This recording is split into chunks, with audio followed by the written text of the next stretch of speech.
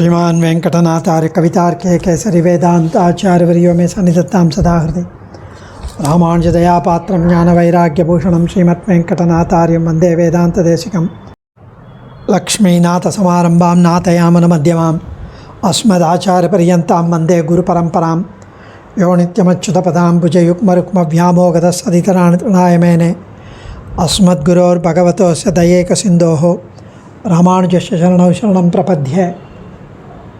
சுவாமி தேசிகனுடைய ஸ்ரீ யதிராஜ சப்ததியில்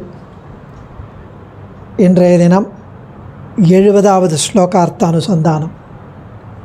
இந்த 70வது ஸ்லோகம் ரொம்ப ஆச்சரியமான ஸ்லோகம். இது இந்த ஸ்லோகத்தை பெரிய சாத்து முறையில் சேவிப்பான். ரொம்ப பிரசித்தமான ஸ்லோகம். गाथा ताता गतानां गलति गमनिका कापिली क्वापिलीना क्षीणा काणादवाणी दृहिणहरगिरसौरभं नारबन्धे क्षामा कौमारिलोक्तिर्जगति गुरुमतं गौरवाद्धुरवान्तं का शङ्का शङ्कराधेर्भजति यतिपतौ भद्रवेदीं त्रिवेदीं गाता ताता गतानां कलति कमनिका कापिली क्वापिलीना क्षीणा काणादवाणी दृहिणहरगिरसौरभं नारबन्धे क्षामा कौमारिलोक्तिर्जगति गुरुमतं गौरवाद्धुरवान्तं का शङ्का शङ्कराधेर्भजति यतिपतौ भद्रवेदीं त्रिवेदीं. வேதங்களே அனைத்துக்கும் மூலப்பிரமாணம்.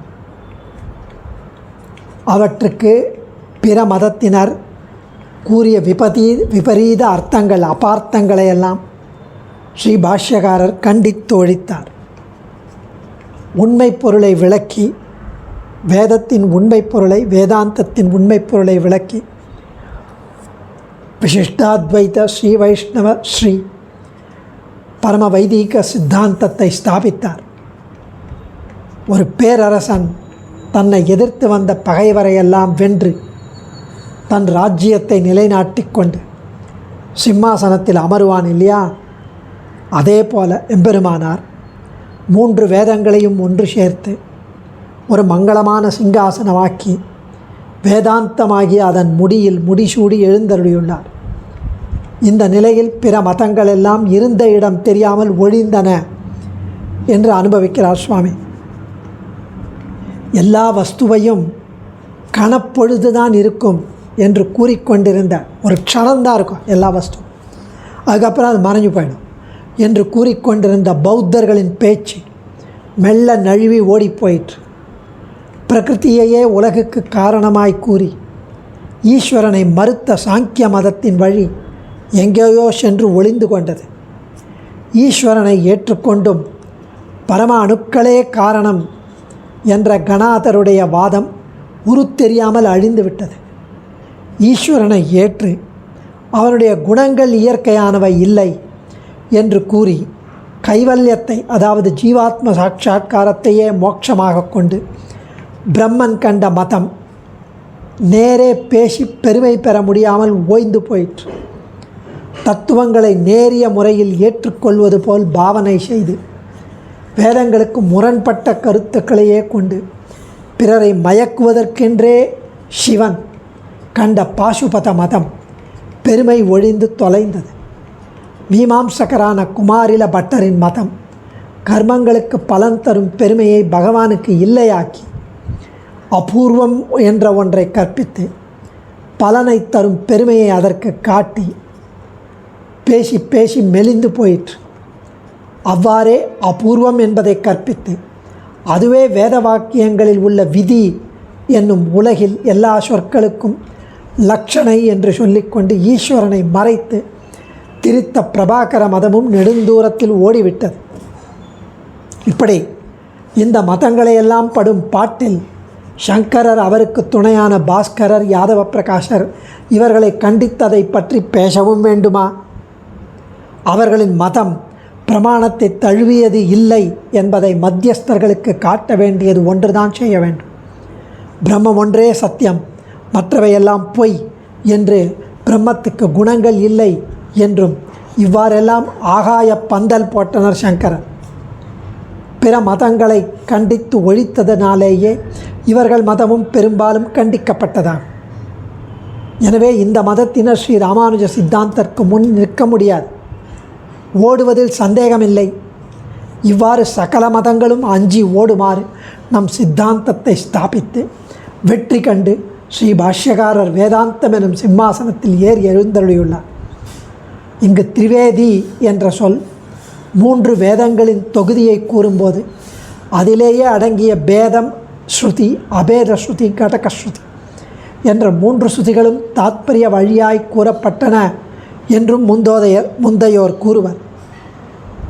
இப்படி 3 வேதங்களையும் சிம்மாசனமாகவும் ஸ்ரீ பாஷ்யகாரரை பேரரசனாகவும் கொண்டு இதை அருளி செய்துள்ளார் சுவாமி தேசிகன்.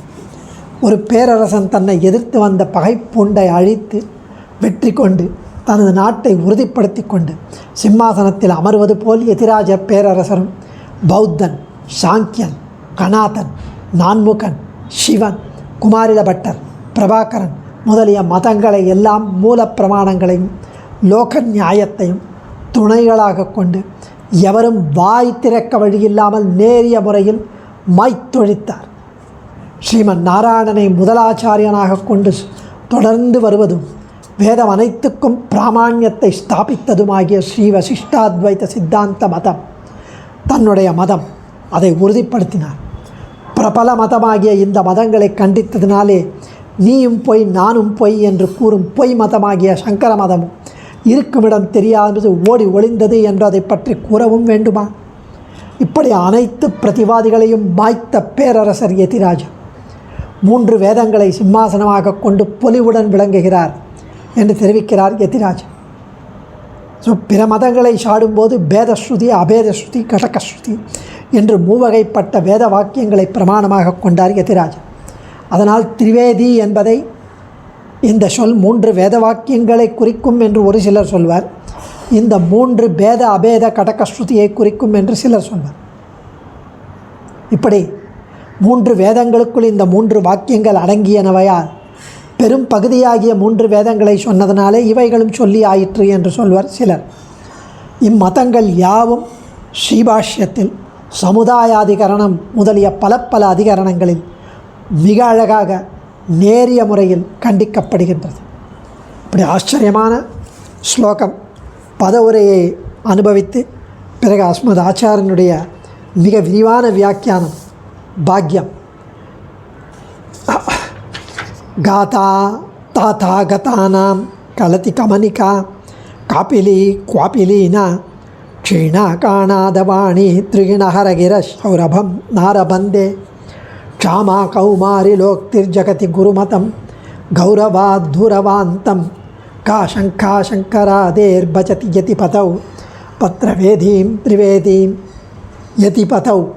ஸ்ரீ பாஷ்யகாரர் திரிவேதீம் 3 வேதங்களின் சமூகமாகிய பத்ரவேதீம் சிம்மாசனத்தை பஜதி ஏறிய போது ஜகதி இந்த உலகில் தாத்தா கதானா பௌத்தர்களின் காதா பேச்சு கலதி நழுவியது, காபிலி கபிலருடைய, கமனிகா வழி, குவாபி எங்கோ, லீனா மறைந்துவிட்டது, காணாத வாணி கணாதர் வாக்கு, க்ஷீணா அழிந்துவிட்டது, துருகிண ஹரகிரா பரமனுடையவும் சிவனுடையமான மதச்சொற்கள், பிரம்மனுடையவும் சிவனுடையமான மதச்சொற்கள், சௌரபம் நாரபந்தே மனத்தை வீசவில்லை, கௌமாரி லோக்திகி குமாரில பட்டருடைய பேச்சு, க்ஷாமா மெலிந்து போயிற்று, குரு மதம் பிரபாகர மதமும், கௌரவாத் தூரவாந்தம் கௌரவாத் கற்பனை மிகுதியால்,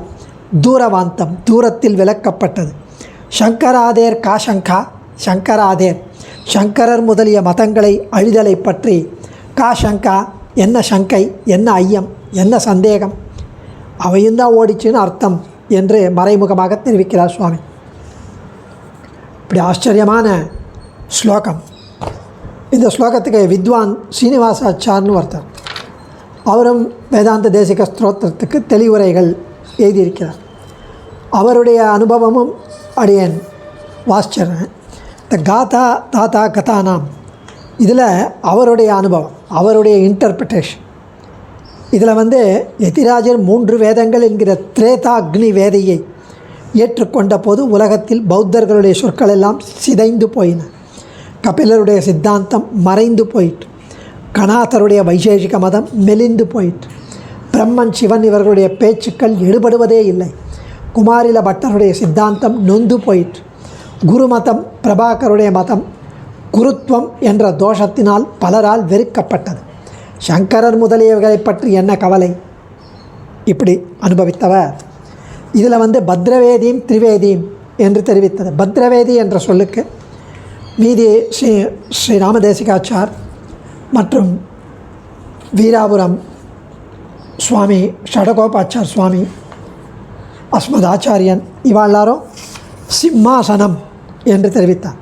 3 வேதங்களும் சிம்மாசனமாக்கி அதிலே அமர்ந்தார் சக்கரவர்த்தியாக யதிராஜர் அப்படின்னார். இவர் சுவாமி ஸ்ரீனிவாசாச்சார் வித்வான், அவர் தெரிவிப்பது இந்த பத்ரவேதி என்ற சொல்லுக்கு சிம்மாசனம் என்ற பொருள் கூறினார். சுவாமிக்கு அந்த கருத்து, வேதாந்த தேசிகனுக்கு அந்த கருத்து இருக்குமானால் பத்ராசனம் பத்ர பீட்டம் என்று சொல்லி இருக்கலாமே. வேதி என்ற சொல்ல ஆசனத்தை சொல்லாமல் யதிராஜர் 3 வேதங்கள் என்கிற 3 அக்னிகள் வேதியை ஏற்று செயல்பட்ட போது மற்ற மதங்கள் எல்லாம் மறைந்து ஒழிந்தன என்ற கருத்தை சிறப்புடையது என்று அடியேன் கருதுகிறேன் என்று இவர் தெரிவிக்கிறார். சிம்மாசனத்தில் ஏறலாம். வேதங்களை சிம்மாசனமாக்கினால் அதன் மீது ஏறுவது என்று சொல்ல முடியாது. பகவத் ராமானுஜர் வேதங்களில் சிம்மாசனத்தின் மேல் ஏறி அமர்வாரா? 3 வகை அக்னிகளின் வேதிகளை பற்றி முன்பே குறிப்பிட்டிருக்கிறோம். ஸோ இந்த உலகத்தில் நோய்கள், பில்லி சூன்யம், பூத பிரேத பிசாசங்கள் இவற்றில் பீடிக்கப்பட்டவர்களுக்கு பிரபலமான தேவதைகளின் மந்திரங்களை கொண்டு ஹோமம் செய்து அக்னியில் உச்சாடனம் செய்தால் அவையெல்லாம் பறந்து ஓடிவிடும்.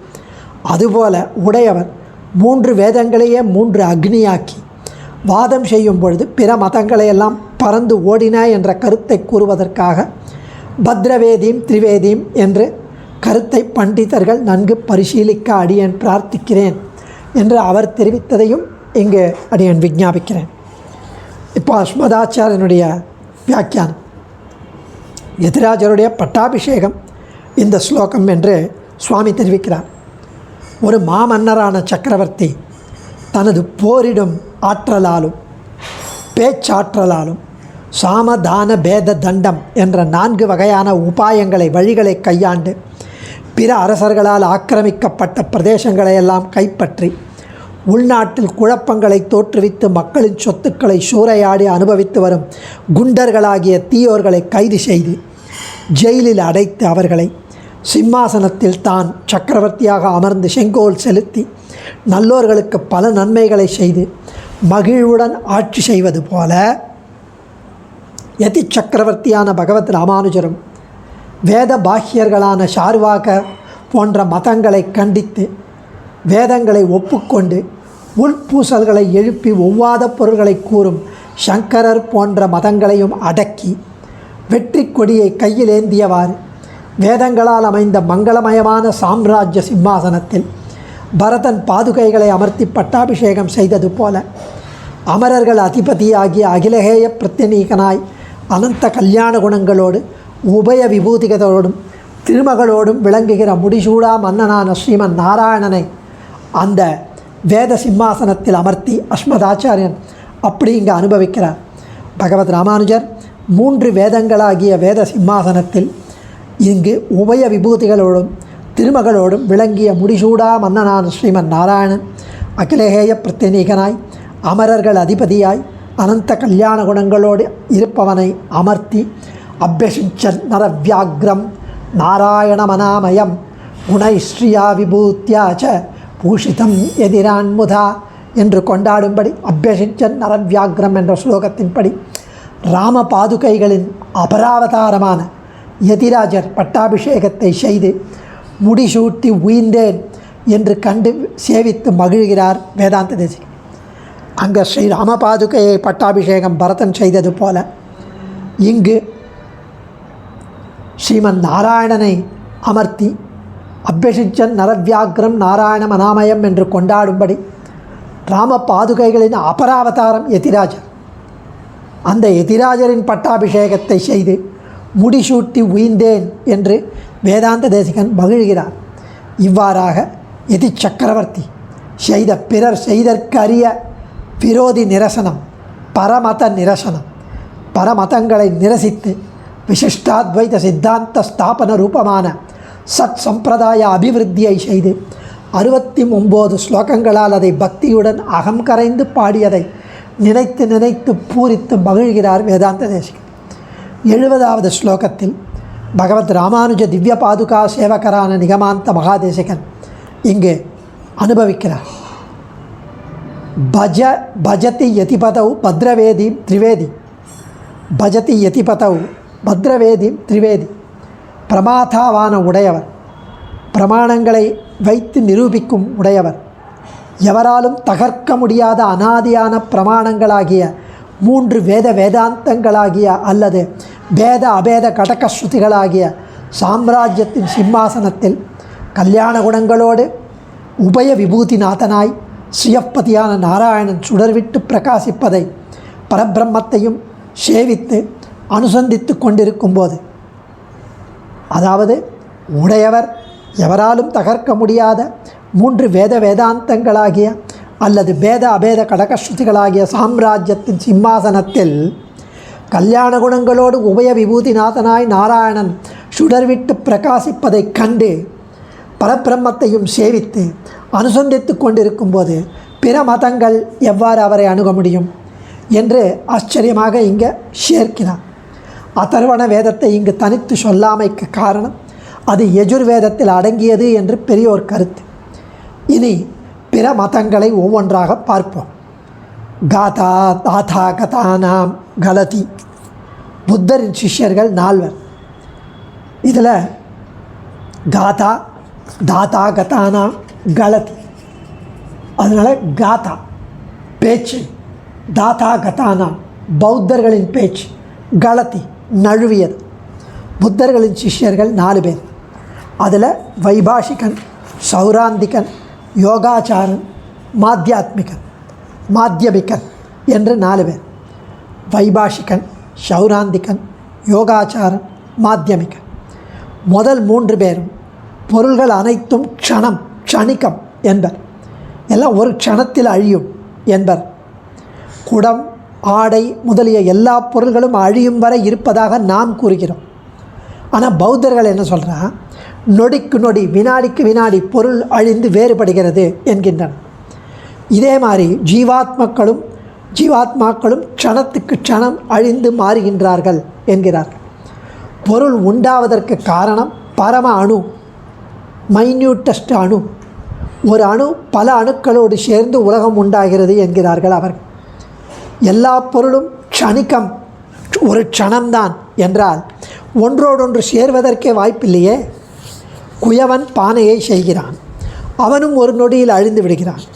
ஒரு பொருளை செய்ய வேண்டுமானால் முதல் க்ஷணத்தில் அந்த பொருளை பற்றி எண்ண வேண்டும், அடுத்த க்ஷணத்தில் விரும்பிய பொருளை செய்ய முயற்சிக்க வேண்டும், பிறகு பொருளை செய்து முடிக்கிறோம்.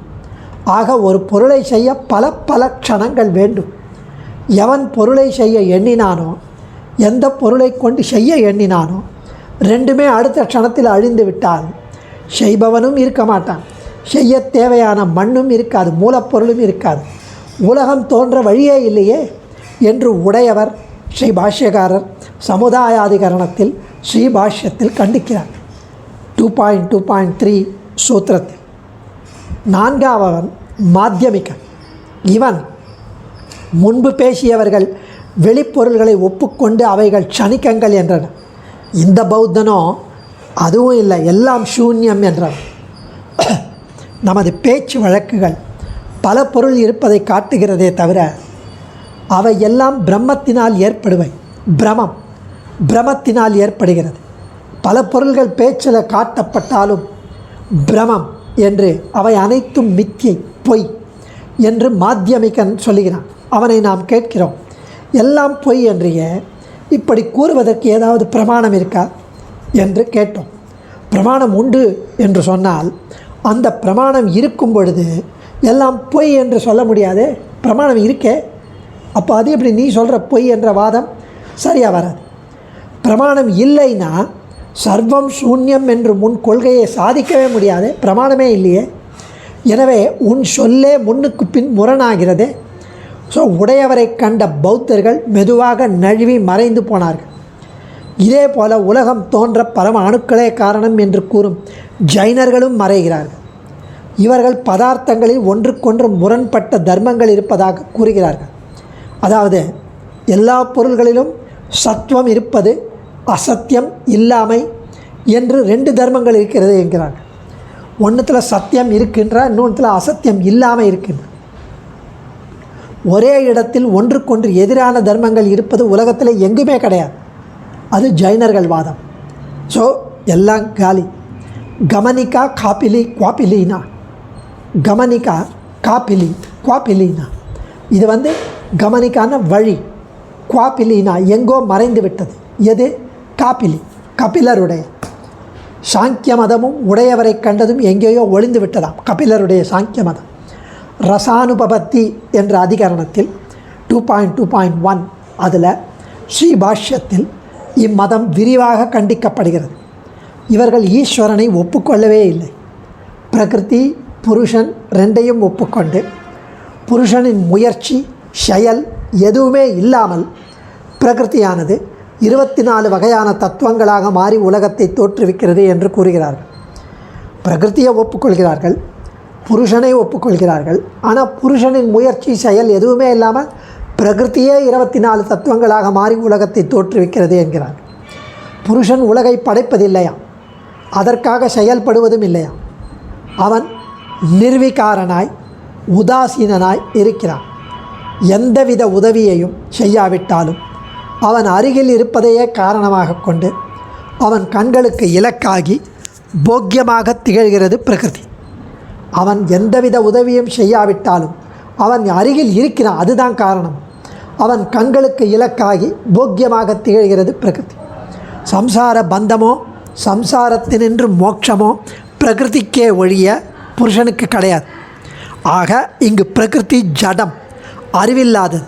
புருஷனிடமுள்ள சைத்தன்யத்தை, ஞானத்தை, தன்னிடத்திலும் தன்னிடமுள்ள கர்த்திருவத்தை செயல்படும் தன்மையை புருஷனிடமும் இருப்பதாக நினைப்பது விருத்தம். அறிவில்லாத தன்னை அறிவுடையதாக பிரகிருதி நினைப்பதும், விகாரமில்லாத செயலற்ற புருஷனை பிரகிருதியை அனுபவிப்பதாக நினைப்பதும் ஏற்கத்தகாதது. எனவே உடையவரின் வாதத்தை கேட்டதும் சாங்கியர்கள் ஓடி மறைந்தனர். அதுக்கு அடுத்தது க்ஷீணா காணாத வாணி. க்ஷீணானா அழிந்து விட்டது. எது? காணாத வாணி, கணாதர் வாக்கு. கணாதர் வாக்கு. கணாத மதத்தினர் பரம அணுவை ஜெகத்காரணமாக ஒப்புக்கொண்டு 2 அணுக்கள் சேர்ந்தால் துவய அணுக்கம் என்று, 3 துவய அணுக்கம் சேர்ந்தால் ஒரு திரய அணுக்கம் என்று இம்முறையில் உலகம் தோன்றுகிறது என்கின்றனர். ஆனால் பரம அணுவை நிரவயவம், அவயவம், பிரிவு இல்லாதது என்பர். ஒன்றோடொன்று சேர்வது என்பது அவயவம் இல்லாவிட்டால் நடக்க முடியாது. ஸோ அந்த ஒரு அணுவில் அவயவமே இல்லை என்கிறார்கள். ஆனால் 2 சேர்ந்து அவயவத்தோடு வருன்றார். அது எப்படி வரும்? 2 மண் உருண்டைகளை செய்கிறோம். இந்த உருண்டையில் பல மண் துகள்கள் இருக்கிறது. நிறைய துகள்களை பிசிந்து ஒரு உருண்டையாக ஆக்குகிறோம். இந்த துகள்களை அவயவங்கள் என்றும், இவற்றை பிசிந்து ஒரு சேர்ந்த உருண்டையை அவயவி என்போம் நாம் சொல்வோம். 2 உருண்டைகளிலும் பல துகள்கள் அவயவங்கள் இருக்கிறது. 2லும் உள்ள அவயவங்கள் அதை பிசியும் போது துகள்களின் எல்லா பக்கங்களும் ஒன்றோடொன்று இணைந்து பிரிக்க முடியாமல் சேர்ந்தால் 2 உருண்டையும் ஒரே உருண்டையாக முடியும். அதுபோல 2 பரமாணுக்கள் சேர்ந்து ஒரே பொருளாக துவயணுகமாக ஆக வேண்டுமானால் பரமாணுக்களின் அவயவங்கள் எல்லா பக்கமும் நன்கு இணைந்தால்தான் துவய அணுக்கம் என்னும் ஒரே பொருள் உண்டாகும். வைசேஷிகர் என்ன சொல்கிறார்? இவர்கள் பரம அணுவுக்கு அவயவம் உறுப்பு கிடையாது என்கிறார்கள். அப்படியானால் பல அணுக்கள் சேர்ந்து உலகம் உண்டாயிற்று என்பது கட்டுக்கதை. அணுக்களுக்கு அவயவம் இல்லைன்னா எப்படி ஒன்று சேரும்? அவர்கள் சொல்வது ஏற்கத்தக்கதல்ல என்று மகதீர்க்காதிகரணத்தில் 2.2.2 ஸ்ரீபாஷ்யத்தின் தீர்ப்பை கேட்டதும் வைசேஷிகர்கள் மெல்ல நழுவி ஓடினார்கள்.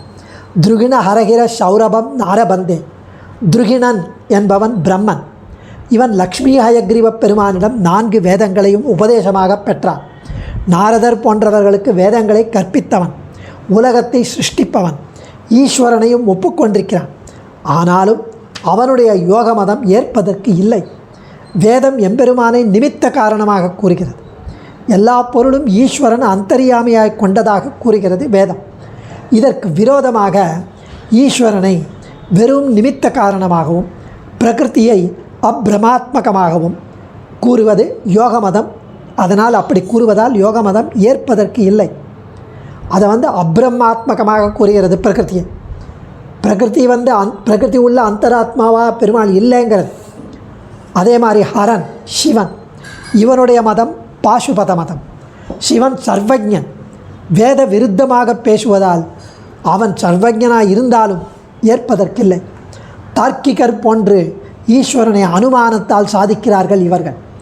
உலகத்தில் நம் அனுபவத்தில் நிமித்த காரணமான குயவனும் பானை செய்பவனும் உபாதான காரணமான மண்ணும் வெவ்வேறாக இருப்பதால் ஈஸ்வரன் நிமித்த காரணன் மட்டும்தான், உபாதாரண காரணம் பிரகிருதி என்றார்கள் இவர்கள்.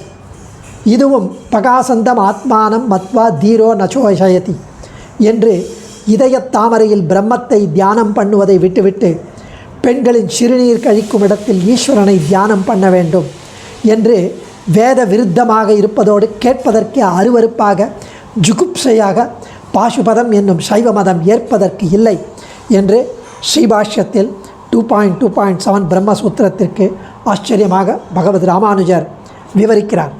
க்ஷாமா கௌமாரிலோக்திகை ஜெகதி குருமதம் கௌரவா தூரவாந்தம். மீமாம்சகர்களான குமாரில பட்டருடைய மதமும் பிரபாகருடைய மதமும் ஏற்கத்தக்கதல்ல.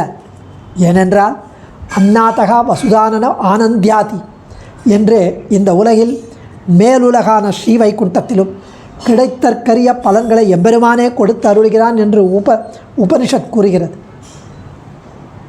அதற்கு விருத்தமாக அபூர்வம் பலன்களை அளிக்கிறது என்கிறார்கள் இவர்கள்.